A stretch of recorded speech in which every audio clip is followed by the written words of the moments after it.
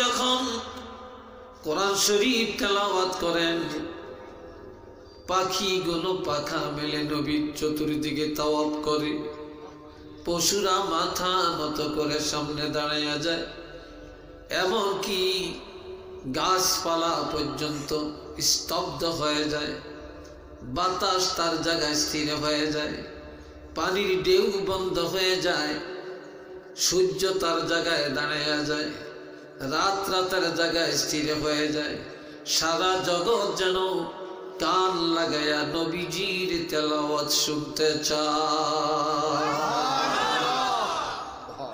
আবার দিনের বেলায় নবীর আরাম নাই।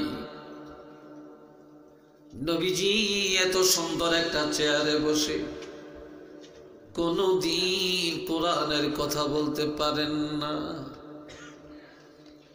এত চমৎকার একটা স্টেজে কোনদিন দাওয়াতি কাজ করতে পারেন না। এভাবে চমৎকার একটা প্যান্ডেলের ভিতরে নবীজি দিন প্রচার করতে পারেন না। নবীজি গোপনে গোপনে আড়ালে আড়ালে হেঁটে হেঁটে মানুষের কাছে গিয়ে গিয়ে কোরআন সুন্নাহর কথাগুলো বলতেন, দাওয়াত দিতেন।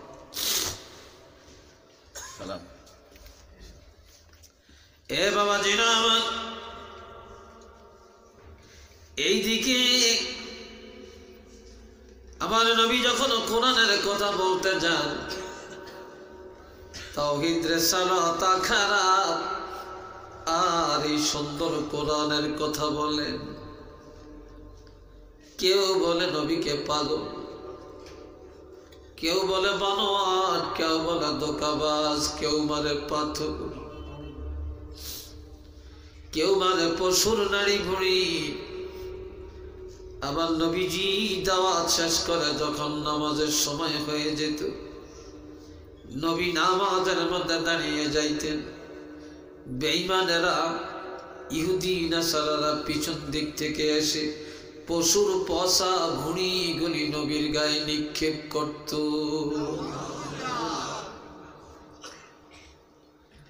এমনকি নবীর গলায় রশি লাগায় চিৎ করে মক্কার জমিনে ফেলে দেওয়া হতো। একটু চিল্লে বলেন না নাউযুবিল্লাহ।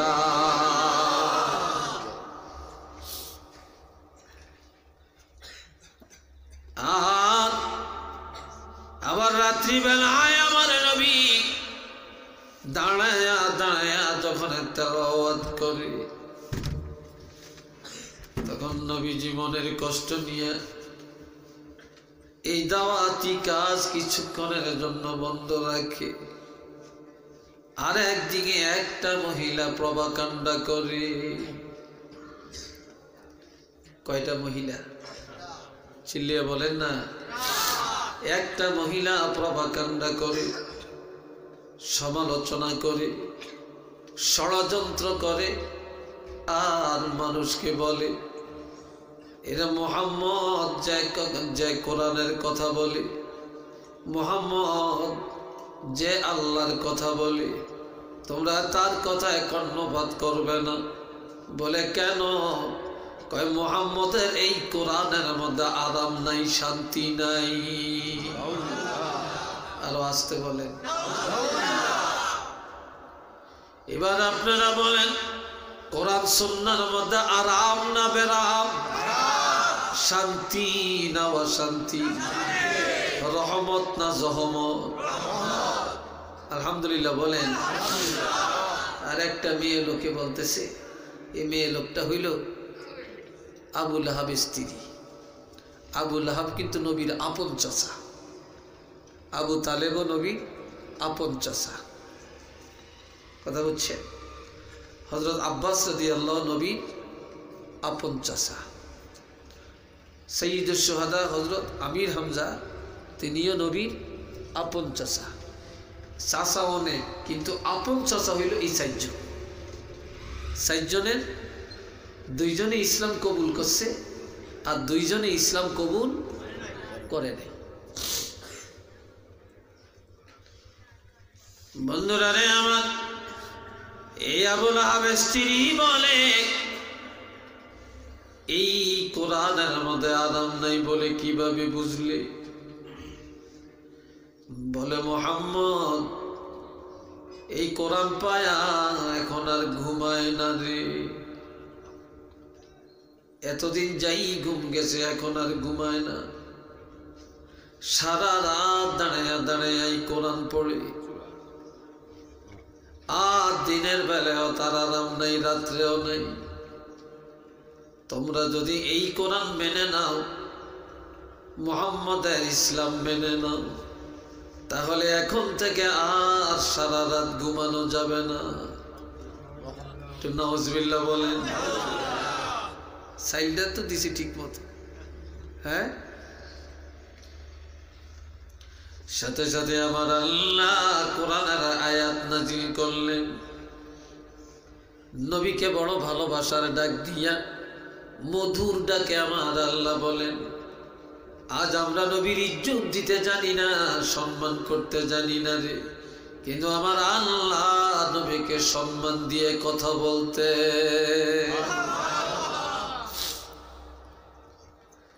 আমার আল্লাহ বলেন, তাহা, হে আমার বন্ধু, ইয়াসিন, হে আমার হাবিব। এইভাবে আমার আল্লাহ বলেন, ইয়া আইয়ুহাল মুযাম্মিলু, ইয়া আইয়ুহাল মুদ্দাসসিরু। আমার আল্লাহ বলেন, মা কানা মুহাম্মাদ, আমার আল্লাহ বলেন মুহাম্মাদুর রাসূলুল্লাহ, তারপর ইয়া মুহাম্মদ বলেন না। আমার আল্লাহ বলেন, হাবিব, মা আনজালনা আলাইকাল কুরআন লিতাশকা, আমি আপনাকে কষ্ট দেওয়ার জন্য কোরআন নাজিল করি না, অশান্তির জন্য কোরআন পাঠাই না, বেরামের জন্য কোরআন পাঠাই না। ইহুদি নাসারারা সমালোচনা করবে, যন্ত্রণা বোধ করবে, এই জন্য তো আমি আল্লাহ কোরআন দেই না। আর আপনিও সারা রাত দাঁড়িয়ে থাকবেন, সারা রাত ইবাদত করবেন, ঘুমাবেন না, এই জন্য আমি আল্লাহ দেই না। তবে আপনি কিছু সময় ইবাদত করেন, কিছু সময় আপনি ঘুমান, আরাম করেন। কেননা একটা কথা জেনে রাখবেন, আপনি যদি রাত্রের কিছু সময় আরাম করেন, কিছু সময় ইবাদত করেন, তাহলে সারা জগৎ বুঝতে পারবে কোরআনের মধ্যে শান্তি আছে। আর একটু চিল্লিয়ে এখন না। তবে ইল্লা তাযকিরাতাল লিমান ইয়াখশা, এই কোরআন সকলের কাছে ভালো লাগবে না, কোরআন সবাই মেনে নিবে না, কোরআনের উপদেশ সকলের কাছে উপযুক্ত মনে হবে না। তবে যাদের অন্তরে আল্লাহর ভয় আছে, ঈমানের মহব্বত যাদের মধ্যে আছে, একমাত্র তারাই কোরআনের উপদেশ গ্রহণ করিয়া নিবে। একটু চিল্লিয়া বলুন না সুবহানাল্লাহ।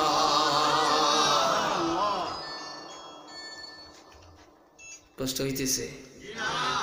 চলে যাচ্ছেন আপনারা? কেউ যাবেন? চলে যান, আমিও চলে যাই। কি বলেন? হ্যাঁ, বাঙালি কম্বলের নিচে ঢুকলে আবার উঠে আসে, এটা বিশ্বাস হয় না। হ্যাঁ, আল্লাহ সবাই মহব্বতে পড়েন সাল্লাল্লাহু আলা মুহাম্মদ সাল্লাল্লাহু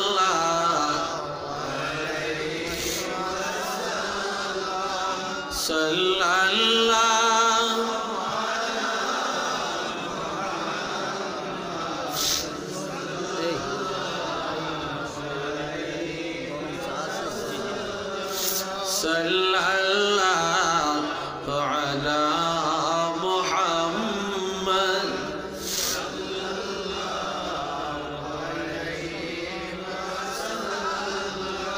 সবাই উচ্চ আওয়াজে বলেন আলহামদুলিল্লাহ। এবারে আসেন আল্লাহ সূরা আরাফের মধ্যে আল্লাহ বলেন কিতাবুন উনজিলা ইলাইকা ফালা ইয়াকুন ফি সাদরিকা হারাজুম মিনহু লিতুনজিরা বিহি ওয়া যিকরা লিল মুমিনিন।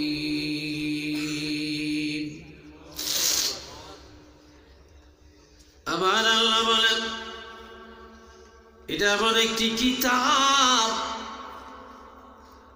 যেই কিতাব আপনার রাসূলের উপরে নাজিল করা হলো।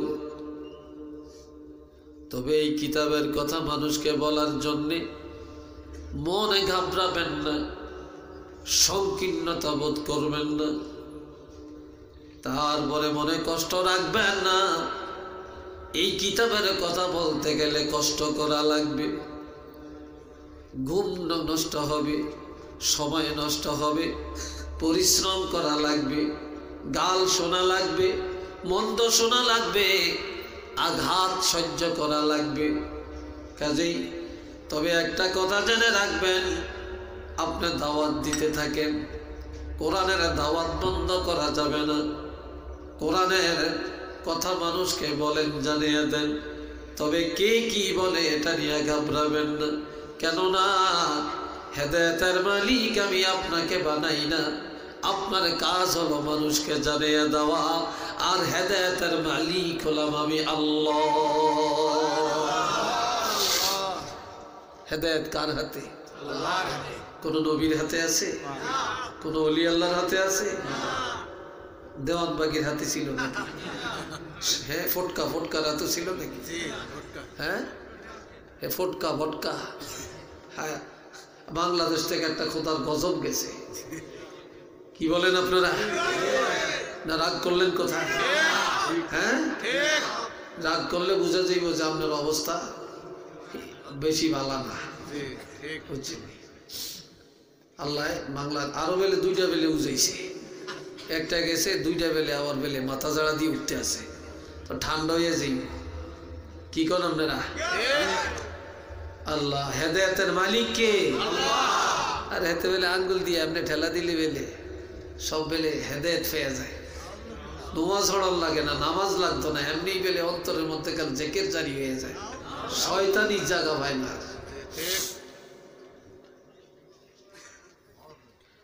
এই কথা নাই, কথা প্রশ্ন করলে উত্তর, এই ছাড়া না। সবাই আমার দিকে তাকাবে।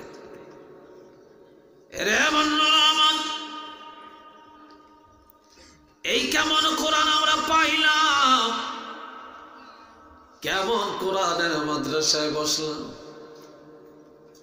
সাহাবায়ে কেরাম একদিন আমার নবীকে প্রশ্ন করেন, ইয়া রাসূলুল্লাহ, কোরআনের ইজ্জত কেমন? কোরআন ছিল কোথায়? নবীজি কোনো কথা বলেন না গো। কেননা আজ আমরা অনেক মন গড়া কথা বলি, কিন্তু আমার নবী কোনোদিনও মন গড়া কথা বলতেন না। মা ইয়ানতিকু আনিল হাওয়া ইন হুয়া ইল্লা ওয়াহয়ুন ইউহা।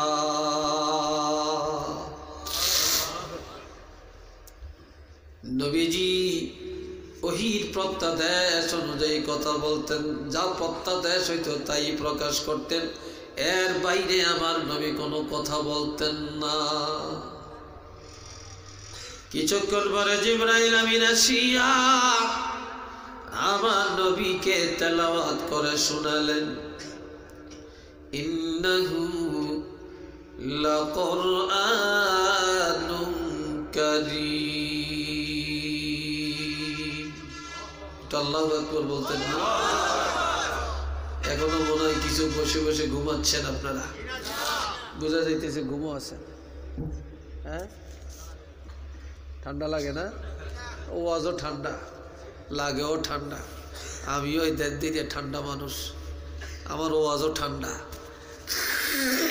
আজকাল মানুষে গরম চাই, গরম, ঠিক না? গরম। আমি তার এরকম গরম পানি টানি না, আমার দিনের সব ঠান্ডা। ঠান্ডা খাইলেও তো আপনার পেট খারাপ হয়ে যায় নাকি? ব্যাগ ঠান্ডা একসাথে হয়েছে। এ বাবাজিরা আমার যে, এখন আমার আল্লাহ বলেন এটা সম্মানী কিতাব, আসমানি কিতাবের মধ্যে এটা সবচেয়ে দামি কিতাব, ইজ্জতওয়ালা কিতাব, মর্যাদার কিতাব, আন্তর্জাতিক কিতাব। আসমানি যত কিতাব সব অপরিপূর্ণ, একমাত্র কোরআন হলো পরিপূর্ণ। সুবহানাল্লাহ বলেন। যত নবী আল্লাহ পাঠালেন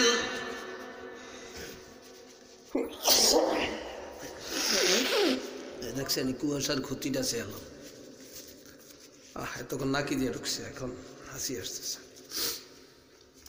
ও বাবা জিরানে আমার, যত নবী আল্লাহ পাঠাইছেন সব হলো এলাকার নবী, কওমের নবী, অন্য নবীর অনুসারী। আর আমার নবী কওমের নবী না, আমাদের নবী কোনো অনুসারী নবী না, কারো অনুসারী না।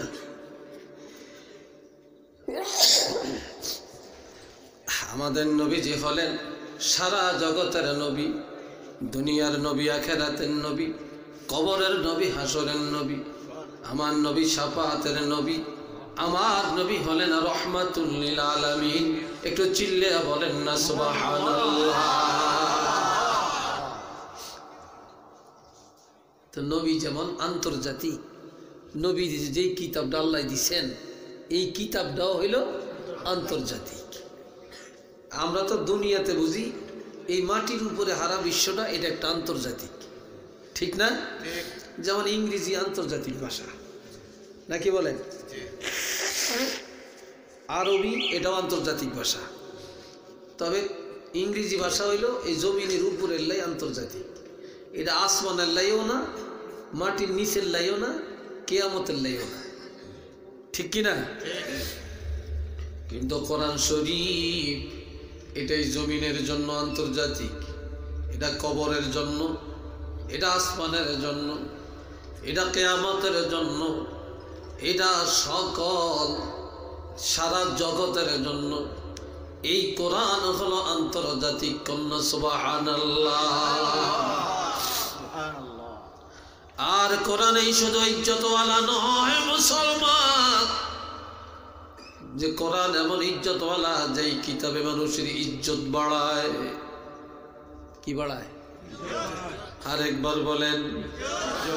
কোরআনে ব্যক্তির ইজ্জত বাড়ায়, কোরআনে মা বাপের ইজ্জত বাড়ায়, কোরআনে আত্মীয়ের ইজ্জত বাড়ায়, কোরআনে জমিনের ইজ্জত বাড়ায়, কোরআনে ইউনিয়ন পরিষদের ইজ্জত বাড়ায়, কোরআনে সংসদের ইজ্জত বাড়ায়, কোরআনে প্রেসিডেন্টের ইজ্জত বাড়ায়, কোরআনে মন্ত্রীর ইজ্জত বাড়ায়। আর এই কোরআন আমাদের সুপারিশকারী, কোরআন হাতে ধরিয়া জান্নাতে পুষাইয়া দেয়।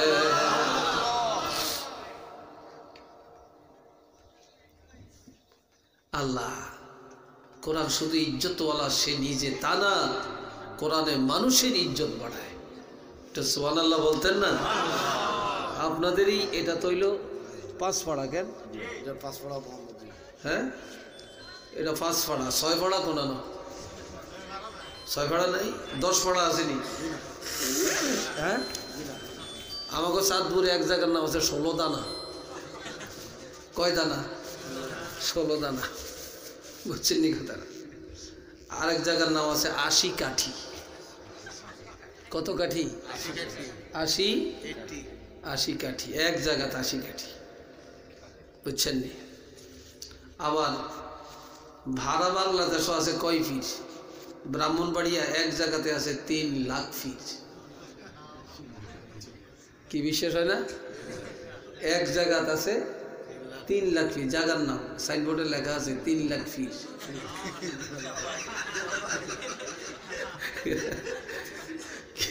সাইনবোর্ডে লেখা আছে জায়গার নাম কি 3 লাখ ফি। এগুলো খাইছে রে, ব্যাগ ফিরিয়ে নাই বসছে।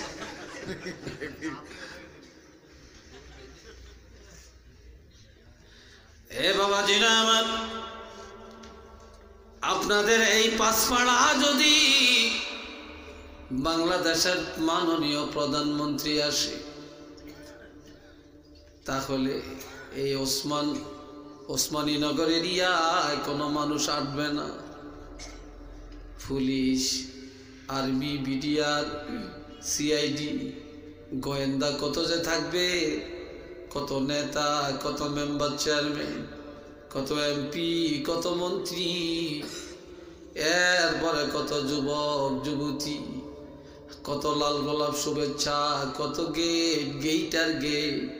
গাড়ির জন্য রাস্তা দিয়ে হাঁটা যাবে না, হুন্ডা যেন জ্ঞান জ্ঞান জ্ঞান জ্ঞান করবে। ও বাবাজিরা, এরপরও কোনো আলেম, কোনো মুফতি, কোনো মুহাদ্দিস এই ফতোয়া দিতে পারবে না যে মাননীয় প্রধানমন্ত্রী এই পাঁচপাড়া আসার কারণে পাঁচপাড়া এলাকার কবরের আযাব মাফ হয়ে গেছে।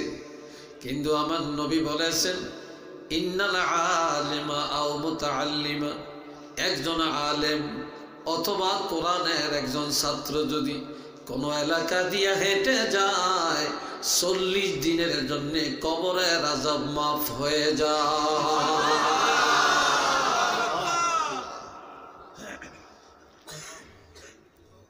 কি কথা ঠিক না? কিসের কারণে? ব্যক্তির কারণে না কোরআনের কারণে? কোরআনই ইজ্জত তাই নয়, কোরআন মানুষের ইজ্জত বাড়ায়, কবরের ইজ্জত বাড়ায়। আমার নবী বলেছেন, কোন কবরের আযাব একবার যদি আমার আল্লাহ বন্ধ করে দেন, আমার আল্লাহর কাছে লজ্জা লাগে পুনরায় আবার আযাব দিতে। এই জন্য চিরদিনের জন্য আল্লাহ কি করেন? ক্ষমা করে দিতে পারেন। একজন নামাজির ব্যাপারেও বলছেন, নামাজ হলো পবিত্র অবস্থায়, গুনাহ একটা নাপাক বান্দা বান্দি যখন ওযু করে নামাজে দাঁড়ায়, আল্লাহ পাক একদল ফেরেশতা জমিনে পাঠিয়ে দেন, আমার বান্দা যতক্ষণ নামাজে থাকবে ততক্ষণ বান্দার গুনাহগুলি একটা গাঁটি বেঁধে তোমরা মাথায় নিয়ে দাঁড়ায়া থাকবে। নামাজ যখন শেষ হয়ে যায়, ফেরেশতারা বলে, আল্লাহ তার গুনাহ তার মধ্যে ফিরাইয়া দিব নাকি? আমার আল্লাহ বলেন, এই নামাজ এমন নামাজ, আমি যার গুনাহ একবার তার থেকে আলাদা করি, পুনরায় তার মধ্যে ফিরাইয়া দিতে শরম লাগে। এই নামাজের কারণে আমি আল্লাহ তাকে নিষ্পাপ ঘোষণা দিলাম। চিল্লিয়ে বলেন আল্লাহু আকবার।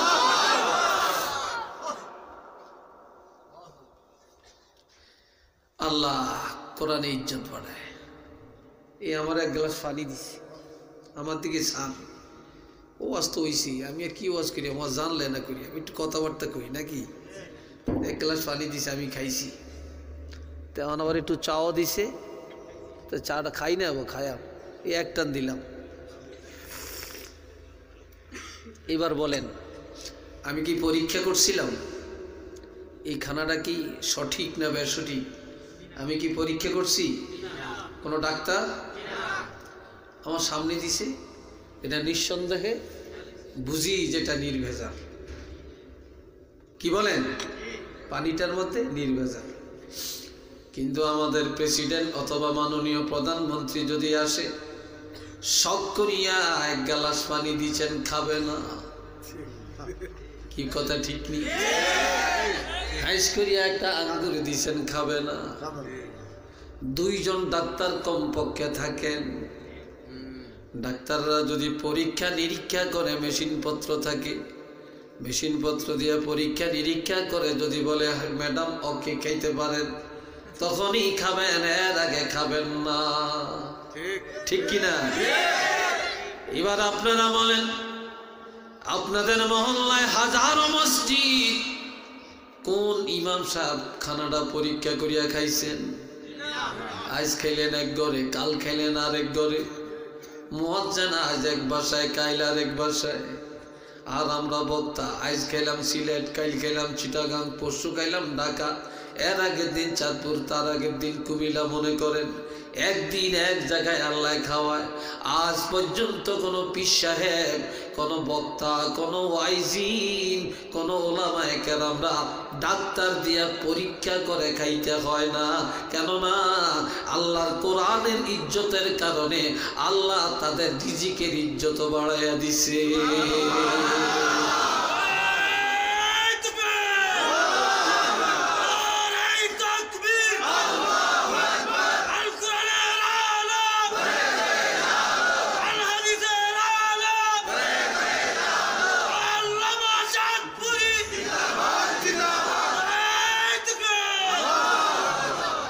मोहब्बत फरोन अल्लाहुम्मा सल्ली अला मौलाना मुहम्मद व अला आले सय्यिदना मौलाना मुहम्मद।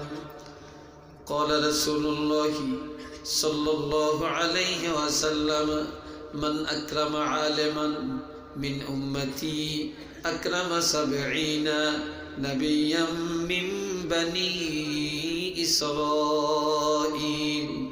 আমার নবী ইরশাদ করেন, কেউ যদি আমি রাসূলের উম্মতের একজন আলেম, একজন হাফিজ, একজন ইমাম, একজন কারি, এদেরকে যদি সম্মান করে, আমার উম্মতের একজন আলেমকে যদি সম্মান করে, যে সম্মান করলো সে যেন বনি ইসরাইলের 70 জন নবীকে মর্যাদা, সম্মান করার মর্যাদা লাভ করলো।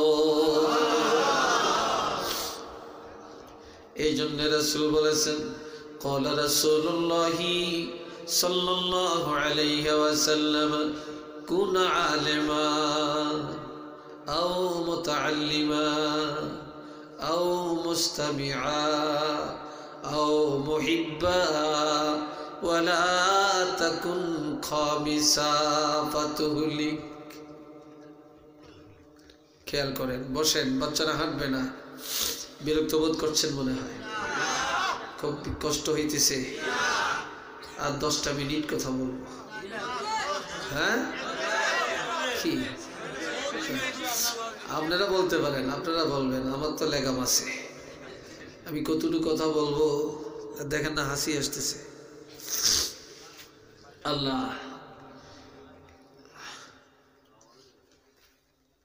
আপনাকে দোয়াই তো আছি, দোয়া থাকার কারণেই তো চলতে পারতেছি, ঠিক না? আল্লাহ,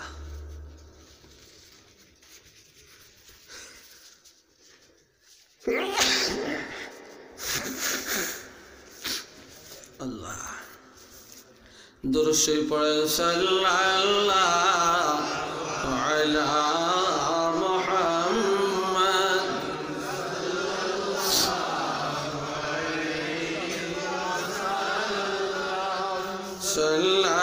সাল্লাল্লাহু আলা মুহাম্মদ সাল্লাল্লাহু।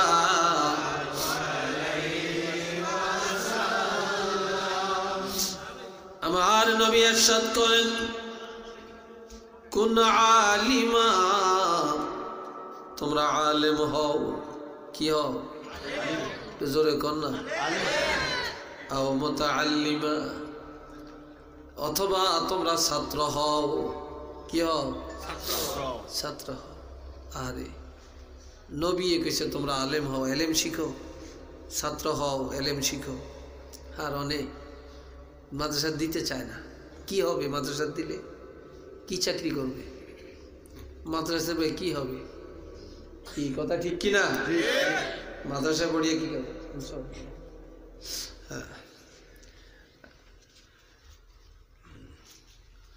আল্লাহ, মাদ্রাসা পড়িয়ে কি হবে? আমিও তো একটা মাদ্রাসা চালাই। আমারটা আলিম মাদ্রাসা ছিল, এখন ফাজিল হয়েছে, আলহামদুলিল্লাহ। তো পোলাহাইন কত গার্জিয়ানের তেল মাইকে আনার লাগে, দেন পোলা, আপনার পোলাটা দেন।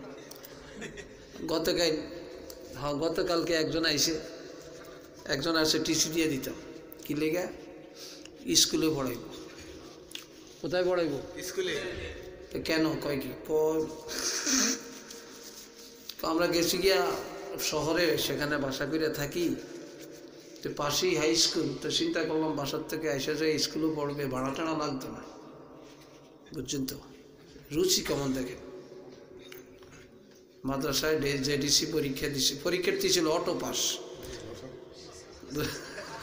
কি পাস অটো পাস তো অটো পাস হয়ে গেছে আর মনে করে হ্যাঁ একবার বোখারি শরীফ খতম করে গেছে ঠিক না মনে করছে কি জানি হয়ে গেছে টিসি নিয়ে আসে এই হইল হাল অবস্থা এরপরে কিন্টার গার্ডেনে নিয়ে যায় নার্সারিতে নিয়ে যায় ক্যাডেটে পড়ায় 500 টাকা 1000 টাকা বেতন ভর্তির ফিস নেয় 4-5 হাজার টাকা 10,000 টাকা ঢাকা বিকারুন্নেসা নুন কি জানি একটা আছে নুনের লগে কি লাগায় স্কুল অ্যান্ড কলেজ হিরার মধ্যে ভর্তি করাইতে লাগে 50,000 টাকা আর মাদ্রাসার ভিতরে পোলাওয়াইন ভর্তি করে 100 টিয়া করে চাইল এত টিয়া লাগে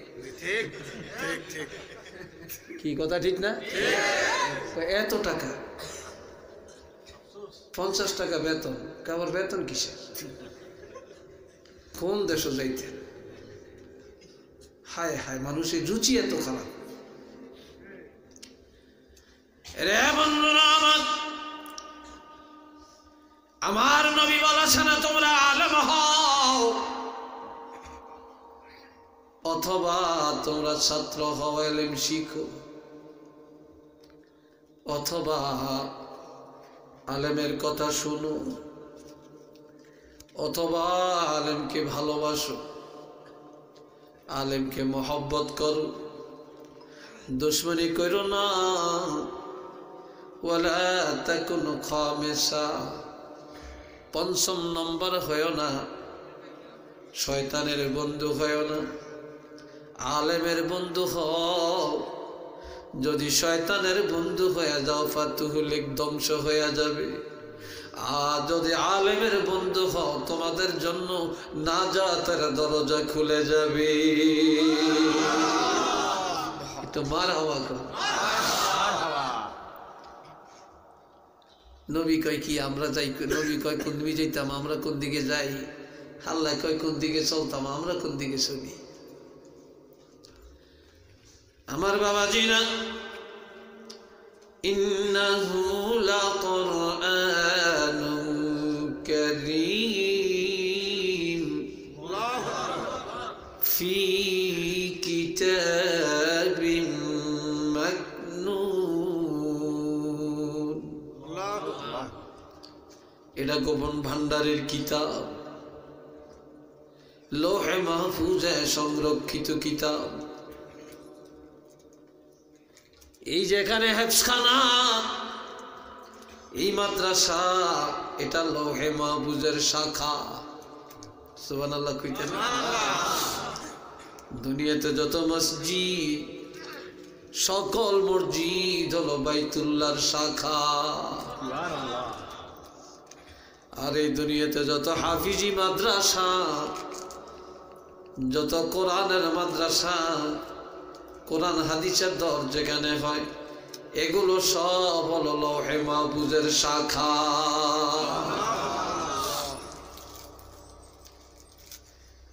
লা ইয়ামাসসুহু ইল্লাল মুতাহহারুন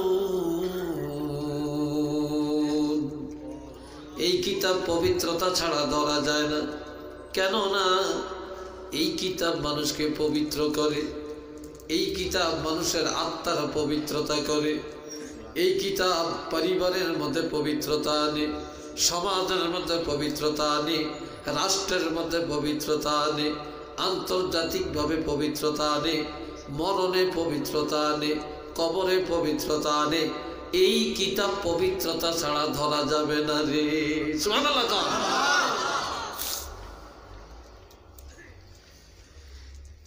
আমার আল্লাহ বলেন ইন্না নাহনু নাযালনা যিকরা ওয়া ইন্না লাহু লাহাফিজুন। জোরে কোন আল্লাহু আকবার। আপনারা পিছনে যারা দাঁড়াইছেন বসার জায়গা মনে হয় নেই, আল্লাহর রাস্তে যদি থাকে বসেন, খুশি হব। আমিন। আল্লাহ খুশি হবেন, ফেরেশতারা খুশি হবেন, আল্লাহর রহমত পাবেন। যেহেতু মাহফিলে এসে দাঁড়িয়ে কথা শোনা আদব না, বসে বসে কথা শোনা আদব। সবাই বলেন আলহামদুলিল্লাহ। একবার বলেন তো দেখি আল্লাহু আকবার। আচ্ছা, একটা পরীক্ষা করি, দোজখে যাইবেন কে কে? হাত তোলেন। না, ও সজাগ আছে। হ্যাঁ, সজাগ আছে।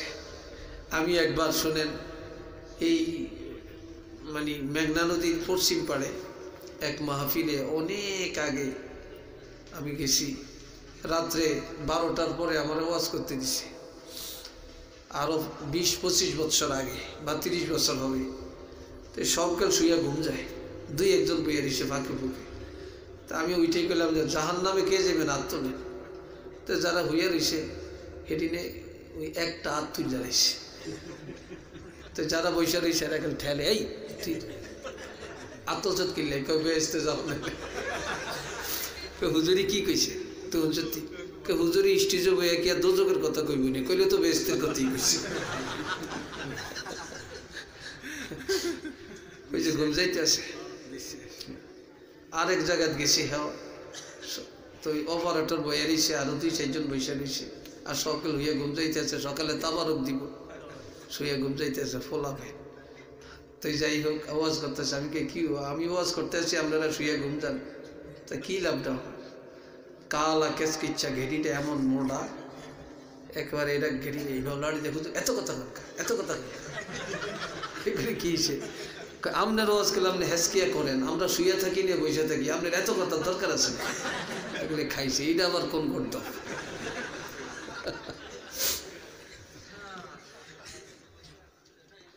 আল্লাহ, সেই হিসাবে তো আপনারা অনেক ভালো। এতক্ষণ যে সজাগ রয়েছেন, এই সমস্ত বাচ্চারা সজাগ রয়েছে, এটা তো আল্লাহর রহমত ছাড়া আর কিছু না। আল্লাহ কি ঘুমায়? চিল্লিয়ে বলেন আল্লাহর ঘুম আছে?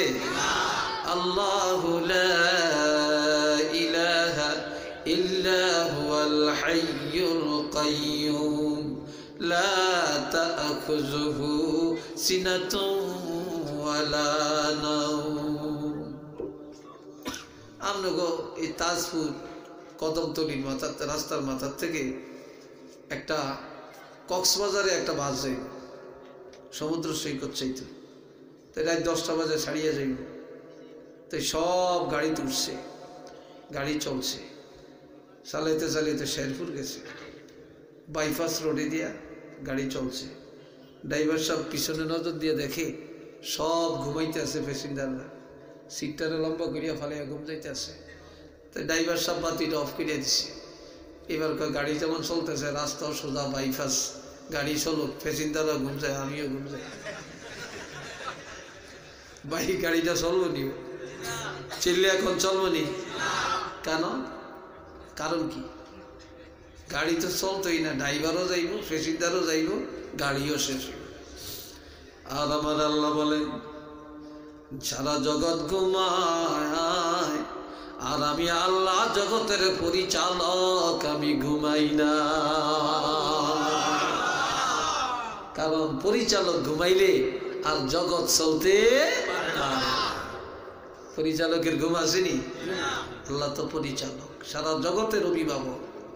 আলহামদুলিল্লাহ বলেন। আল্লাহ তো ঘুম নাই, আল্লাহ জুরানিও নাই। আর আল্লাহ 12টার পরে, রাত অর্ধরাত্রের পরেই আল্লাহ পাক আসমান, দুনিয়ার আসমানে চলে আসে। আর আল্লাহ নিজে দেখে আল্লাহর কোন বান্দা শেষ রাত্র যাপন করতেছে।